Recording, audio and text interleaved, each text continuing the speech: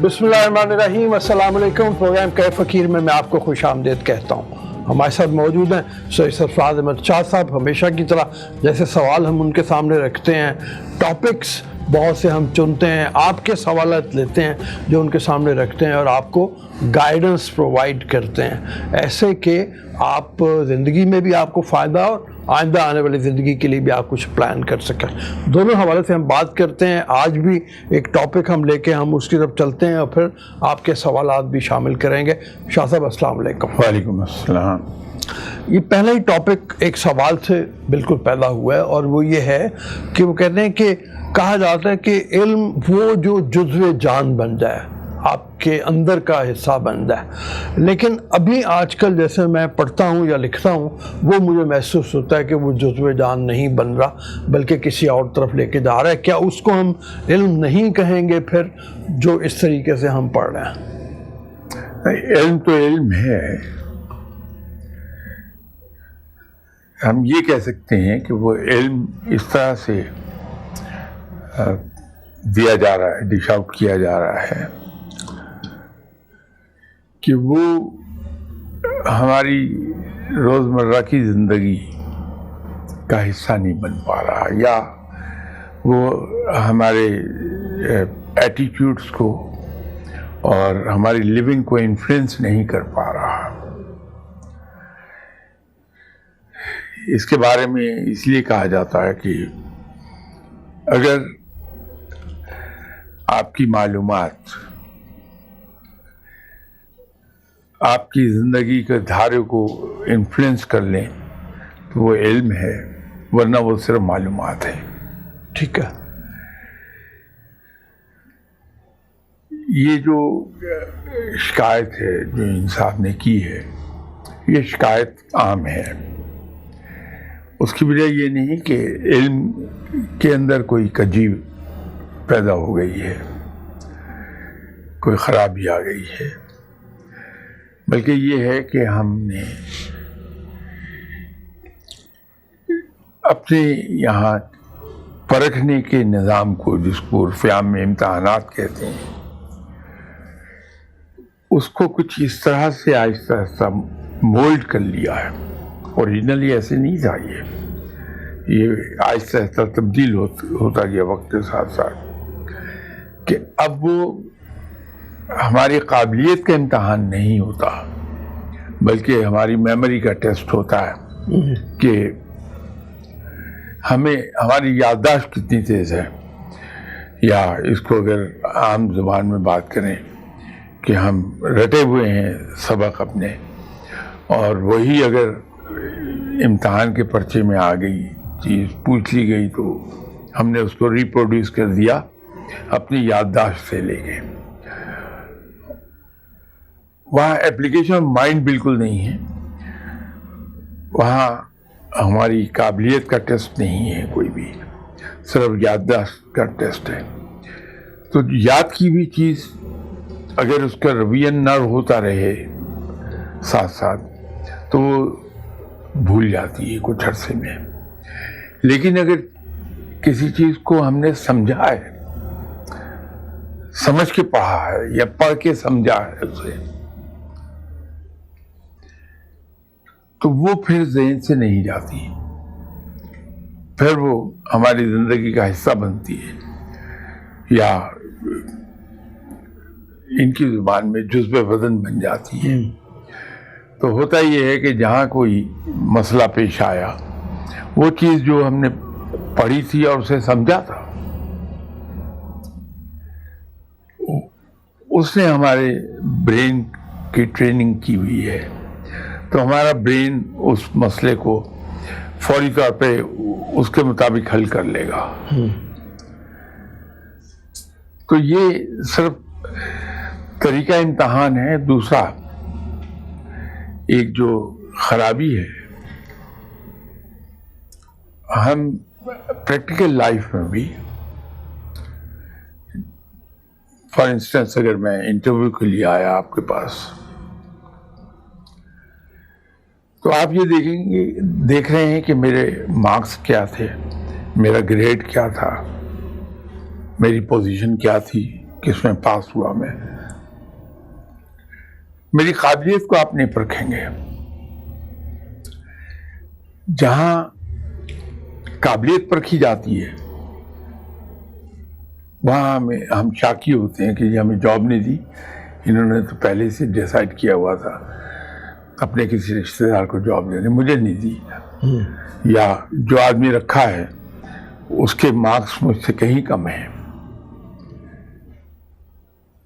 ہم یہ نہیں جانتے کہ وہاں جو آدمی انٹرویو کر رہا تھا وہ اصل میں قابلیت کو پرکھ رہا تھا, اس نے فیصلہ میرے نمبروں پر نہیں کیا ہے. پھر یہ دقت آئے گی. تو ہمیں کرنا یہ ہوگا کہ ایک مہم چلانی ہوگی. ایک تو اپنے طریقہ امتحان کو تبدیل کرنا ہوگا, اور جو پیپر سیٹ کرتے ہیں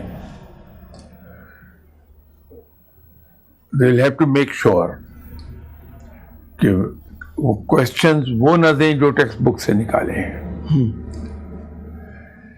بلکہ کوشچنز وہاں وہ ہوں جہاں یہ پرکھا جا سکے کہ جو کچھ مجھے پڑھایا گیا تھا اس کو میں نے سمجھا کتنا ہے. اگر میں نے سمجھا ہے تو وہ کسی بھی رنگ میں سوال آیا میں اس کا جواب دے دوں گا بس. لیکن ابھی تو یہ ہوتا ہے کہ اگر ٹیکسٹ بک میں سے سوال نہیں آیا تو ہم احتجاج کرنے لگتے ہیں کہ صاحب یہ تو پرچہ ہی کورس سے باہر دے دیا گیا. ایسا ہونا نہیں چاہیے. تو ہوگا یہ کہ پھر ہمارے یہاں جتنا بھی اسٹوڈنٹس ہیں وہ پڑھیں گے سمجھنے کے لیے, یاد کرنے کے لیے نہیں. تو اس سے پھر انسان میں قابلیت پیدا ہوتی ہے, بلکہ اس سے بھی زیادہ میں یہ کہوں گا کہ دماغ کی ٹریننگ ہونے لگتی ہے کہ کسی مسئلے کو حل کیسے کرنا ہے. ٹھیک ہے, مجھے بلکہ ایک بات یاد آتی ہے, ابھی چند دن پہلے کی بات ہے, میں گورنمنٹ کالج لاہور کا پڑھا ہوں. راوین ہمارے ہاں بڑی اقدار کے حامل ہوتے ہیں, اور کسی کو کہہ دینا کہ تم کر رہے ہو تم بھی تو راوین ہو تو بڑی بات ہو جاتی تھی کبھی کسی زمانے میں. تو دو بچے گاڑی کے اوپر وہ رانگ سائڈ سے آ رہا تھا, تو ان کے سٹیکر لگا ہوا تھا کار کے اوپر راوین. تو میں نے ان کو روکا اور میں نے ان سے کہا یار تم راوین اور یہ کر رہے ہو, تو مجھے آگے سے کہتے ہیں چل چل. تو یہ جو فرق آگے ہے نا یہ بہت خوفناک ہے شاہ صاحب, اس پہ کس طرح سے لوگوں کو قائل کیا گیا؟ جیسے میں اکثر و بیشتر ایک بات کہتا ہوں کہ بات تربیت کی ہے.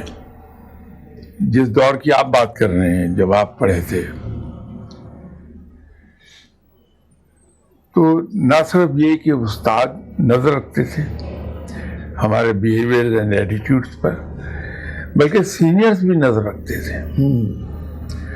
اور ایک پرائڈ تھا اپنے انسٹیٹیوشن کا کہ اگر میں ایک ایسا کام کر رہا ہوں جو نہیں کرنا چاہیے مجھے, تو اگر کوئی سینئر ہے وہ مجھے ٹوک دے گا فوراً کہ شرم کرو, راوین ہونے کے باوجود تم یہ کام کر رہے ہو.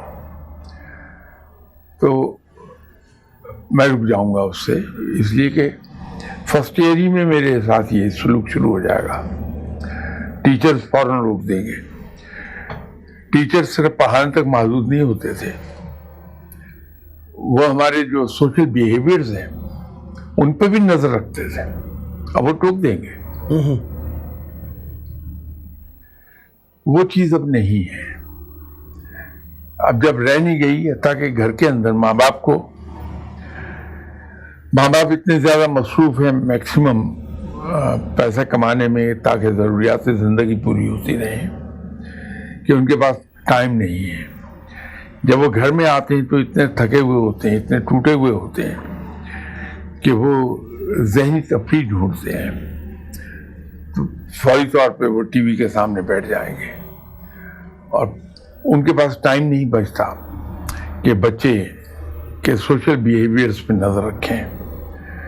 بچے کے ایٹیکیٹس اینڈ مینرز پہ نظر رکھیں، بچے کے ادب آداب پہ نظر رکھیں. لیکن جہاں ماں باپ سمجھدار ہیں اور وہ اپنی قربانی کر رہے ہیں تو وہ بچوں کی تربیت کرتے ہیں، تو بڑے بڑے اچھے بچوں سے ہمیں واسطہ پڑتا ہے، بہت ہی سلجھے ہوئے بچوں سے. یہ وہ لوگ ہیں جن کے ماں باپ کے پاس وقت ہے کہ اپنی اولاد کی تربیت کر دیں. تو ہمیں بچوں کو الزام دینے کی بجائے در حقیقت اپنے آپ کو الزام دینا چاہیے کہ ہم اپنی تفریح کی خاطر بچوں کی تربیت کو کمپرومائز کر رہے ہیں. بچوں کو وقت دینا بڑا ضروری ہے. بالکل ٹھیک ہے.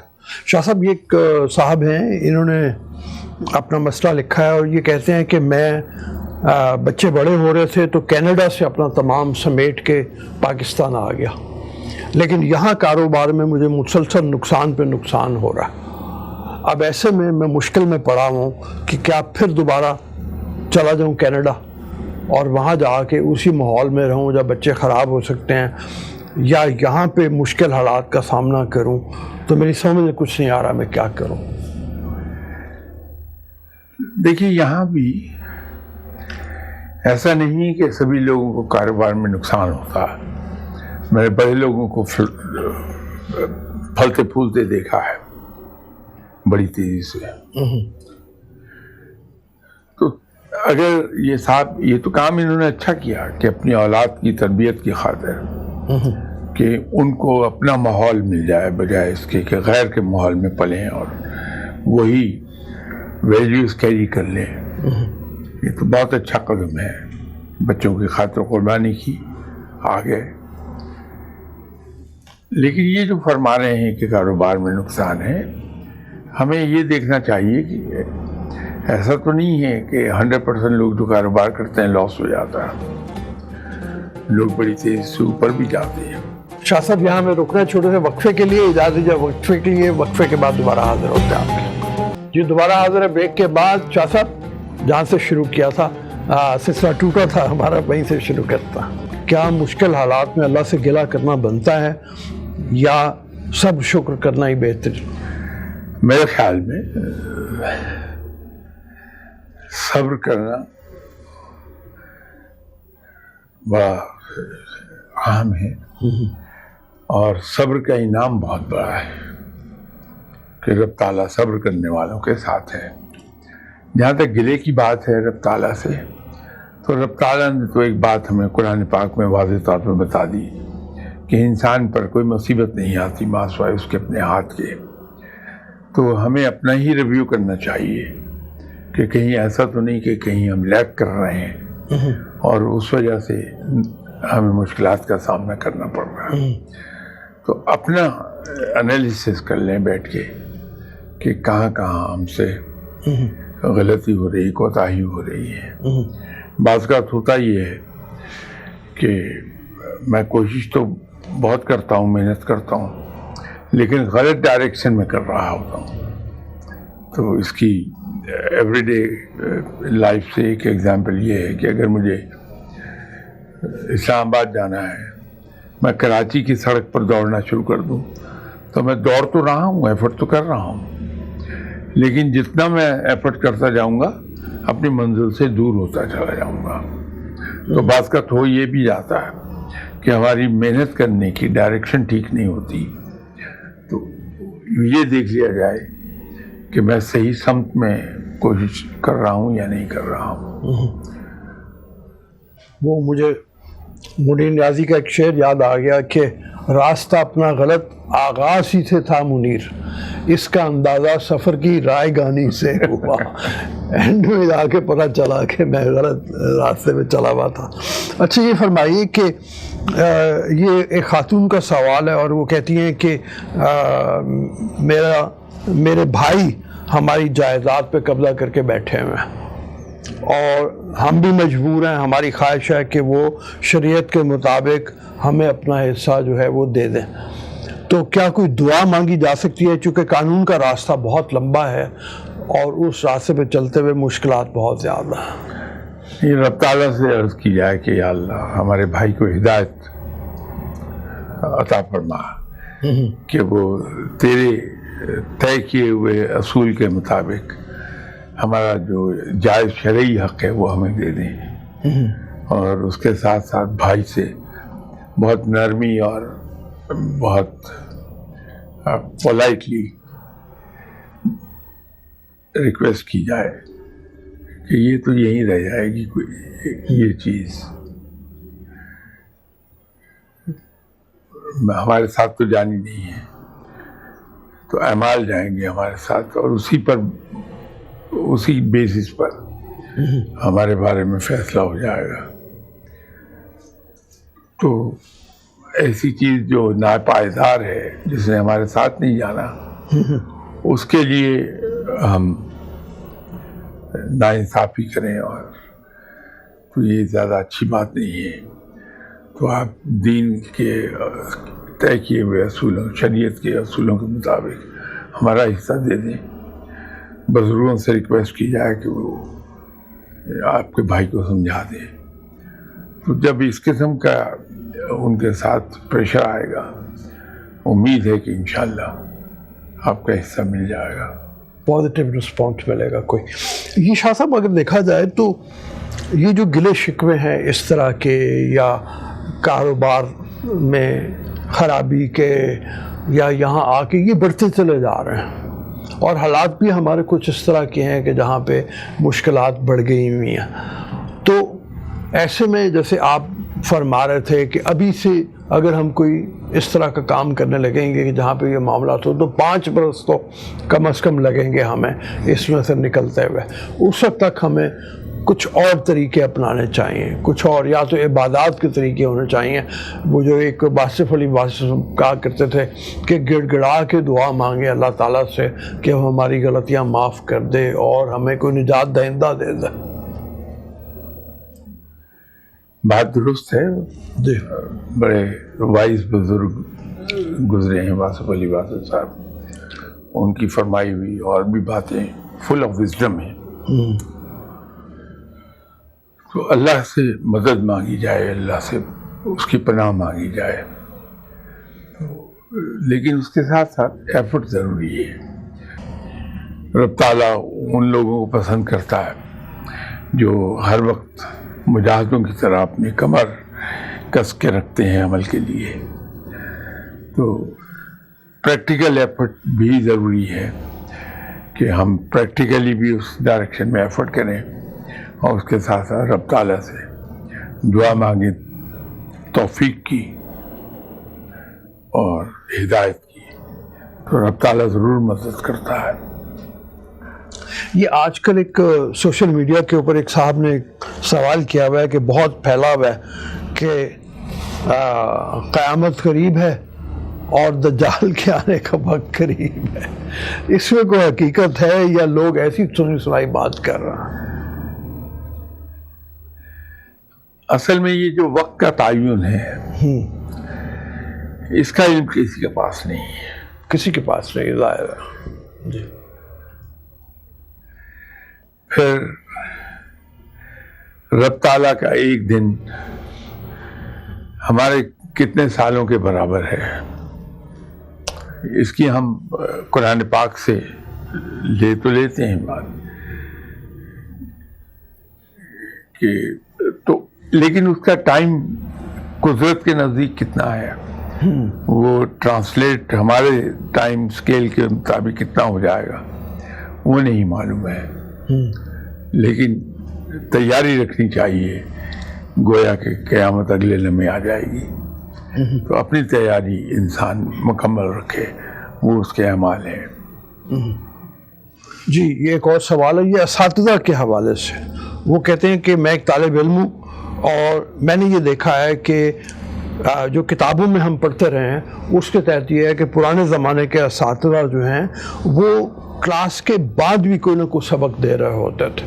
ہمارے تو اساتذہ ایسے ہیں کہ ان کو جلدی پڑھی ہوتی ہے، پیریڈ ختم ہو اور وہ بھاگیں۔ تو ہماری جو خرابیوں کی بنیاد ہے میرے خیال سے تو وہ یہ ہے کہ اساتذہ نے اپنا جو رسپانسبل بیہیویئر ہے اس کو ختم کر دیا. یہ شاید بات انہیں بری لگے میری، لیکن میں شیخ سعدی جی رحمۃ اللہ کے ایک قول کی طرف جی توجہ دلانا چاہتا ہوں کہ جناب شیخ سعدی رحمۃ اللہ علیہ صاحب نے فرمایا کہ اپنے سے بڑے کی غلطی کو پکڑنا بذات خود بڑی خطا ہے. تو استاد کا مقام تو بہت بلند ہے. استاد پر کی کسی غلطی کو اس طرح سے گرفت میں لانا بذات خود بہت بڑی غلطی بن جائے گی. لیکن جو کچھ انہوں نے فرمایا ہے وہ بات درست ہے. رویے ہم سب کے بدلے ہیں، تو ایک اساتذہ ہی کو کیوں سنگل آؤٹ کیا جائے. ہم سب کے رویے بدل گئے زمانے کے ساتھ ساتھ، وقت کے ساتھ ساتھ، حالات کے جبر کے تحت. ہم سب کی عادات، اطوار، طور طریقے سب بدلتے جا رہے ہیں.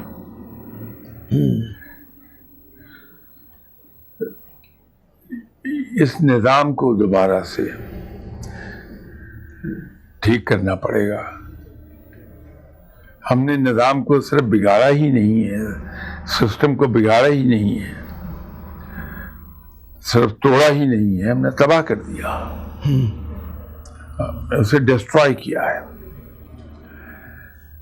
تو جب تک کہ ہم اس طرف کو نہیں آئیں گے کہ ہم سسٹم کو دوبارہ سے ان پلیس کر دیں، تب تک معاملات ٹھیک نہیں ہونے.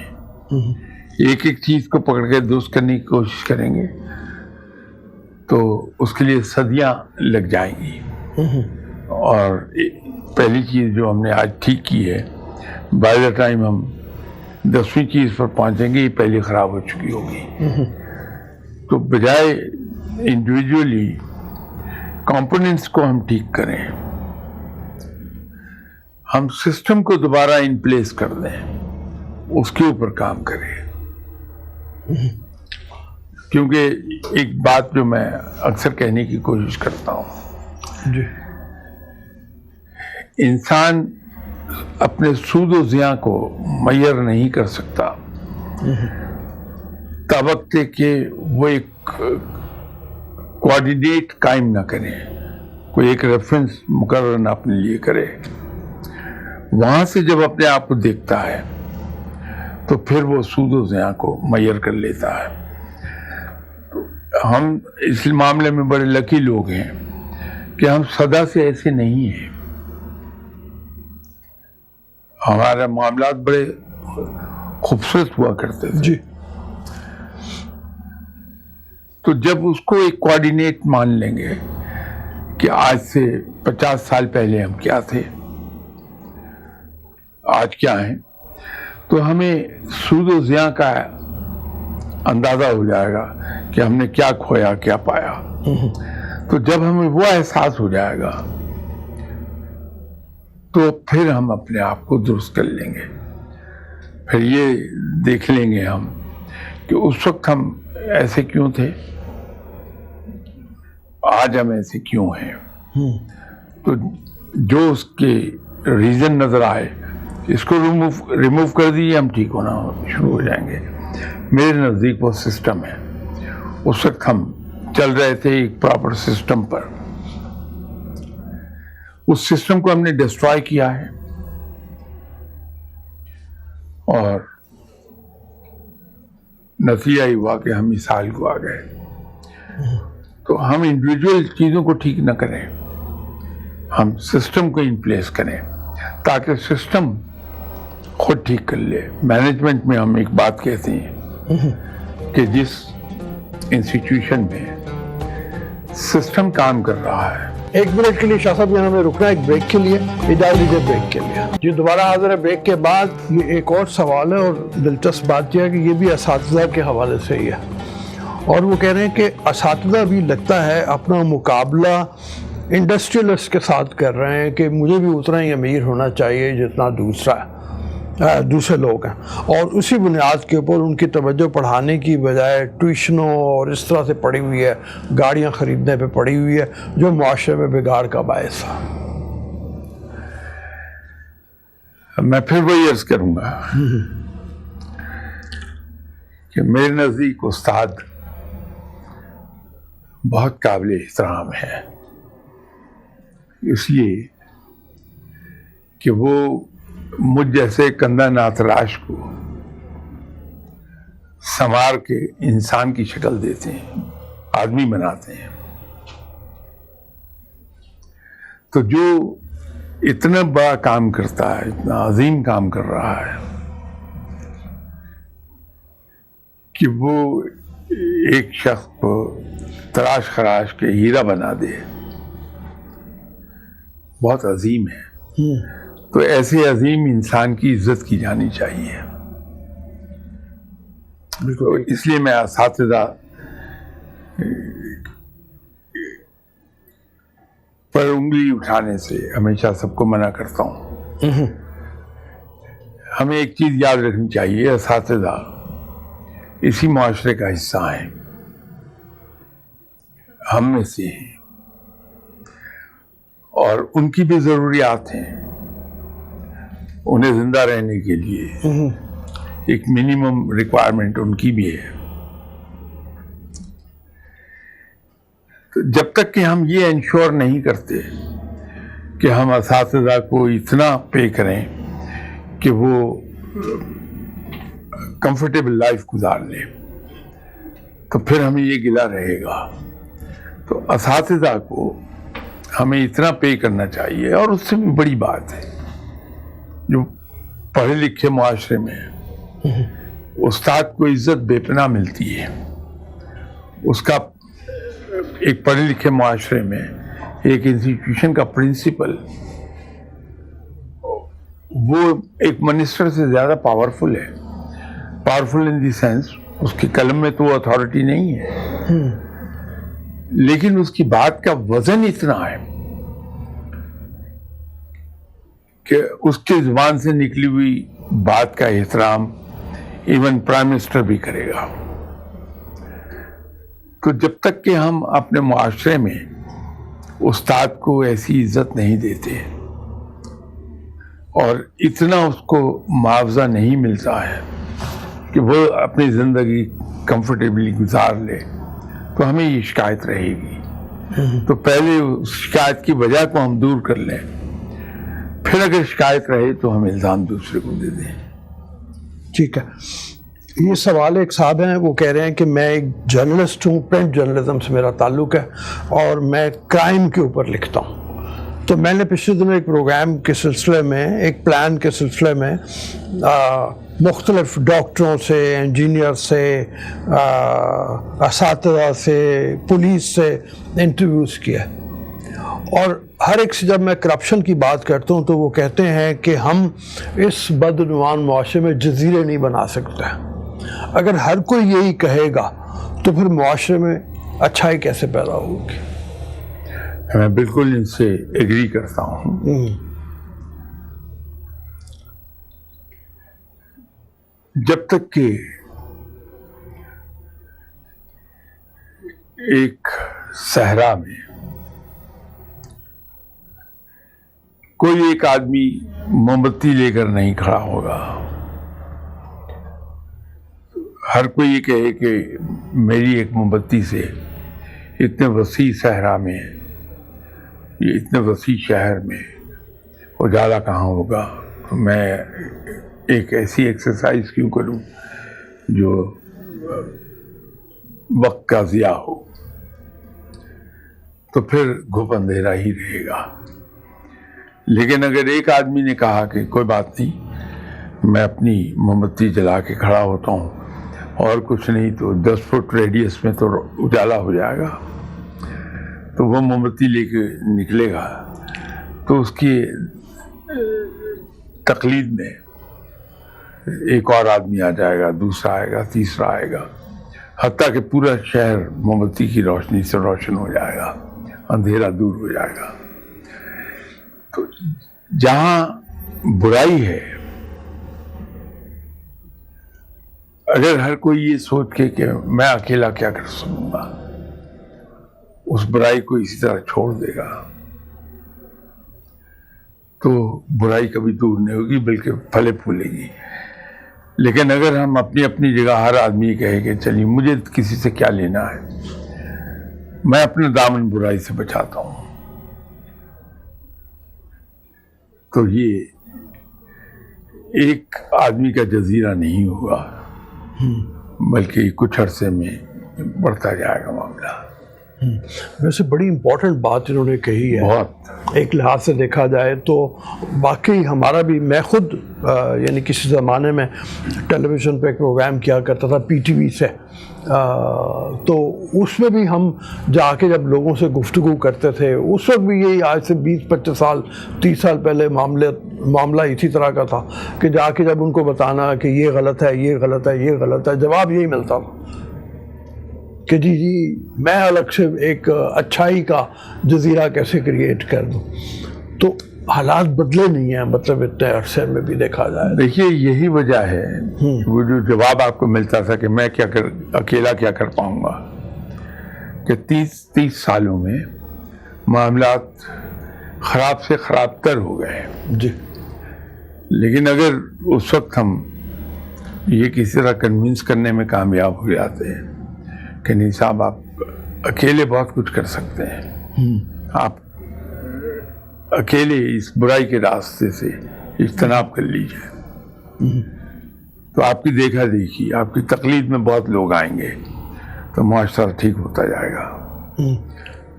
آپ جیسے بڑا امپورٹنٹ آپ نے ایک بات پہلے بھی کہی، پچھلے پروگرام میں بھی آپ نے فرمایا تھا، اور وہ یہ تھا کہ ہمیں ٹیلی ویژن جو اتنا مؤثر ذریعہ بن گیا ہے، اس کے ذریعے سے کم از کم ہم شخصیات کریٹ کر سکتے ہیں، لوگ کریٹ کر سکتے ہیں، ڈراموں کے ذریعے سے، پروگرامز کے ذریعے سے جو اس طرح کی بات کریں. انفارچونیٹلی وہ سب سے بڑا میڈیم اسٹرانگ جو ہے وہ ضائع ہو رہا ہے. جہاں پہ ہمسایہ ملک کی میں ہمیشہ مثال دیتا ہوں کہ میں ان کی فلم دیکھوں یا ان کا ٹی وی دیکھوں تو وہاں پہ اچھائی کی تلقین کرنے والے لوگ بہت زیادہ ہیں. ہمارے یہاں کمی ہے ذرا اس میں.